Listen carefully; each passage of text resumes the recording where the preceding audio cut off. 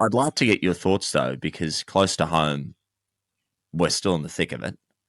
We have a leadership gap to fill, and I still don't really see a way out of, a way forward to the level of prosperity I think the US might be moving towards. I know we talked about this at length a few weeks back, actually, when we were together. Has things changed at all? Your sentiments on where we're heading in Australia and the leadership here? Yes, yes, it has. Now, there's a bit to unpack here, Nath. But if you'll indulge me for a Yes. few minutes, as you know, first and foremost, I'm a believer that Australia. I really take exception. I really take exception to that comment, like we're a beta testing ground for the US. And look, Australia is a fantastic country, and in its own right, as an independent nation, it's one of the most successful of all time. So, yeah, I'm a very proud Australian, and I'm incredibly proud of what this country has achieved, and the type of life that is afforded to anyone living here. And I do think we do things differently, and I do think we have unique character and culture. So let me first get that out there. But one thing that is undeniable is that we do follow trends from the US and UK in particular. Now, for that reason alone, Nath, I am confident. Let me tell you how I think it's going to manifest.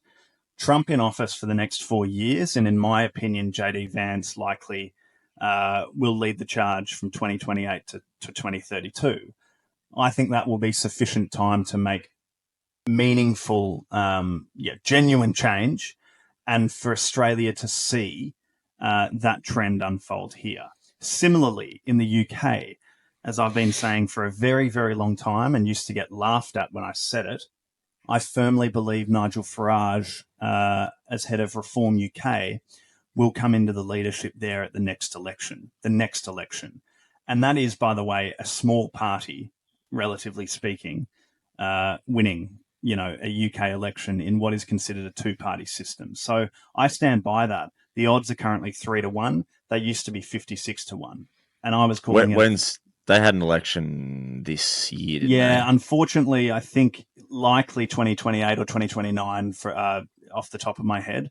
But again, that gives a good little period for Farage to really make some momentum. And by the way, it's easy being in opposition with this current Starmer government, who have had a horrendous start to their tenure. So Nath, with those two things in mind, I think we'll be a bit slower to the party. But yes, I think Australia will see fundamental change. And how exactly it will happen is the difficult bit to predict. However, the most likely conclusion is that the Liberal Party will see wholesale change to their approach.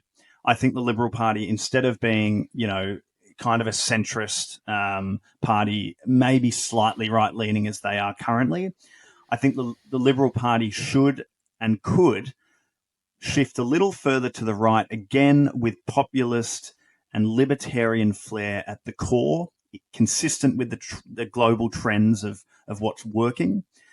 And, maybe that means an affiliation with the Libertarian Party, or maybe that means an affiliation with another party, an emerging party. But I think that's how it will work, Nath. And I think if we get a party that might be an old party, old brand, but with new ideas, new personnel, and a new approach, then yes, Australia can absolutely become part of this movement. But it's a lot. A lot has to happen, and I'm talking that's a decade in the making.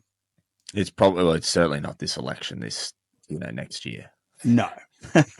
Unless something. It is No, not. it's probably the following one. So might align nicely. That'll be similar time to when the UK, because ours are every 3 years, aren't they? Yeah. No, we have.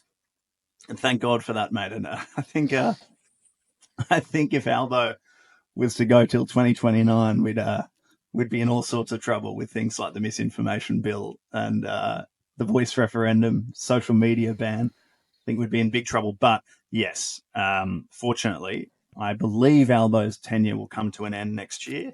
It will, yeah. Yeah. Yeah. And And we'll then talk. We're going to unpack that election to everyone listening a lot over the course of the next 6 months.